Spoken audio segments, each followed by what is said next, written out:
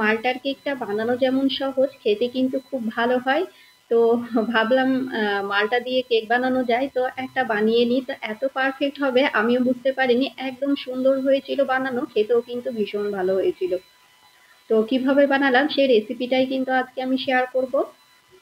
মাল্টার cake বানানোর জন্য এখানে আমি একটা মাল্টা নিয়ে নিয়েছি, একটু পাকা পাকা ছিল, আর একটু পাকা থাকলেই কিন্তু সেই মাল্টার কেকটা খেতে বেশি ভালো লাগে। তো উপরের যে খোসাটা আছে সেটা এভাবে হাত দিয়ে কিন্তু খুব সুন্দর মতো উঠে চলে আসে।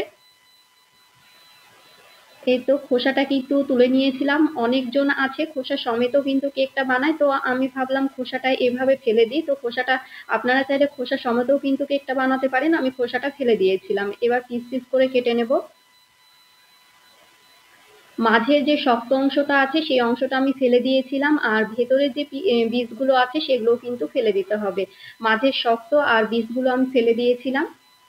দিয়ে আমি এখানে একটা মালটা নিয়েছি, আর মালটাটা কিন্তু বেশ পাকা ছিল। এবার মিক্সিং গ্রাইন্ডারে আমি যে পিসগুলো করে রেখেছিলাম সেটাই নিয়ে নেব। পিসগুলো যে খুব বেশি ছোট করতে হবে সেটা না, এভাবে কিন্তু কেটে নিলেই হয়ে যাবে।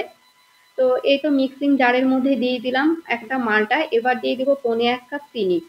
চিনি আর মাল্টাটাকে, মানে চিনি আর লেবুটাকে খুব ভালো মতো করে কিন্তু ব্লেন্ডারে ব্লেন্ড করে নিতে হবে। একদম 1 থেকে 2 মিনিট, 2 মিনিট সময় নিয়ে খুব সুন্দর মতো ব্লেন্ডারে ব্লেন্ড করে নিতে হবে। তাহলে কিন্তু লেবুটা একদম ছোবড়া ছোবড়া হয়ে থাকবে না, ভালো মতো কিন্তু ব্লেন্ড হয়ে যাবে। সে কারণে একটু সময় নিয়ে খুব ভালো মতো ব্লেন্ডারে ব্লেন্ড করে নেবেন। দিয়ে দিলাম 2টো ডিম রুম টেম্পারেচারে থাকা। ফার্স্টে চিনি আর লেবুটাকে ব্লেন্ড করে নেওয়ার পর কিন্তু ডিমটা দেবেন, আর দিয়ে দেবো 1/2 কাপ তেল। এটা সাদা তেল দিয়েছি, এখানে 1/2 কাপ তেল দিলেই হয়ে যাবে। আমি 1/2 কাপ তেল দিয়ে দিয়েছিলাম। এবার এটাকে 1 মিনিট মতো ঘুরিয়ে নিতে হবে। খুব ভালো মতো করে 1 মিনিট আমি ব্লেন্ডারে এভাবে ঘুরিয়ে নেব। আর যে পাত্রে আমি কেকটা বসাবো সেই কেক টিনটা এবার রেডি করে নেব। দিয়ে দিলাম অল্প একটু তেল। তেলটাকে খুব ভালো মতো ব্রাশ করে নিয়ে একটা পেপার বিছিয়ে নিয়েছিলাম। বেকিং পেপার কিংবা যে কোনো পেপার আপনারা বিছিয়ে নিতে পারেন, আমি একটা পেপার দিয়ে দিয়েছিলাম। এবার একটা পাত্রে শুকনো উপকরণগুলো নিয়ে নেব। নিয়ে নিলাম 1 কাপ ময়দা। 1/4 কাপ চিনির জন্য 1 কাপ ময়দা কিন্তু পারফেক্ট। আপনারা যদি বেশি মিষ্টি খেতে চান তাহলে কিন্তু 1 কাপ চিনিও দিতে পারেন। 1 টেবিল চামচ দিয়ে দেবো বেকিং পাউডার, ওই 1 টেবিল চামচ দিলেই হবে। আমি 1 টেবিল চামচ বেকিং পাউডার দিয়েছিলাম। এবার বেকিং পাউডার আর ময়দাটাকে খুব ভালো মতো মিশিয়ে নিতে হবে। এই কেকটা কিন্তু বাচ্চারা খেতে ভীষণ ভালোবাসে, তো আপনারা কিন্তু বানিয়ে দিতে পারেন। যে আমি মিশ্রণটা ব্লেন্ডারে ব্লেন্ড করে নিলাম, ডিম, লেবু আর চিনি আর সাদা তেল, সেটা কিন্তু দিয়ে দিলাম। দিয়ে কিন্তু খুব ভালো মতো করে ময়দার সঙ্গে মিশিয়ে নিতে হবে। খুব সুন্দর মতো করে একদম ময়দার সঙ্গে মিশিয়ে নেব। দানা দানা ভাব যেন একদমই না থাকে।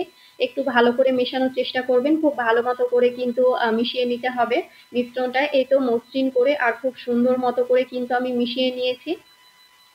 খুব ভালো মতো যে ফেটিয়ে নিতে হবে সেটা না, অল্প একটু মিশিয়ে নিলেই কিন্তু হয়ে যাবে, কিন্তু মেশানোটা খুব ভালো হয়।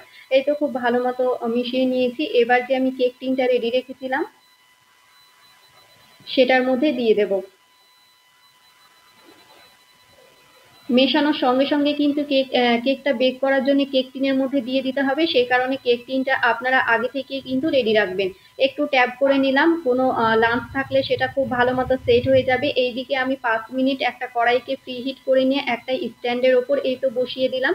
এবার গ্যাসের আঁচটা লো ফ্লেমে 40 মিনিট রেখে দেবো। গ্যাসের আঁচটা লো ফ্লেমে কিন্তু ঢাকা বন্ধ করে 40 মিনিট রেখে দিলে কেকটা হয়ে যাবে। তার আগে একবার দেখে নিয়েছিলাম। এই তো 40 মিনিট পর আমি দেখছি একটা টুথপিক দিয়ে, টুথপিকটা ক্লিন আসছে মানে কেকটা ভেতর থেকে কুক হয়ে গিয়েছে।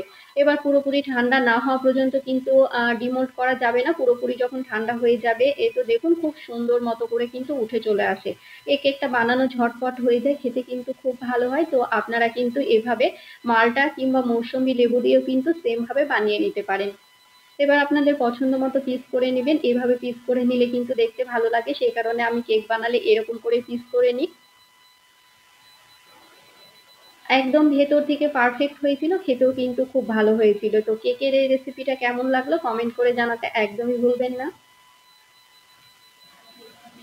দেখুন একদম ভেতর থেকে সুন্দর হয়েছিল, আর যেমন স্পঞ্জি নরম হয়েছিল, পুরটাও কিন্তু ভেতর থেকে খুব ভালো হয়েছিল। খেতে কিন্তু খুব ভালো লাগছিল।